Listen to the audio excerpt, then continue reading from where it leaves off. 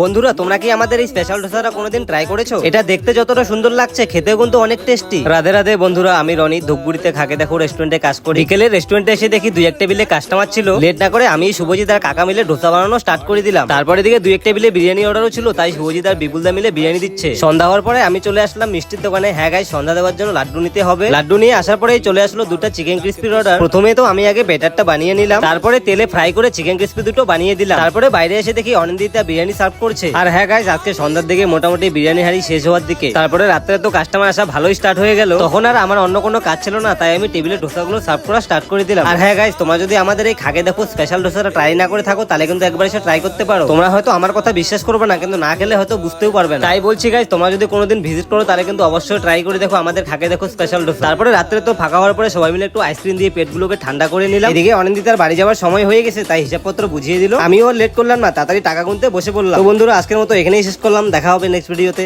Tata.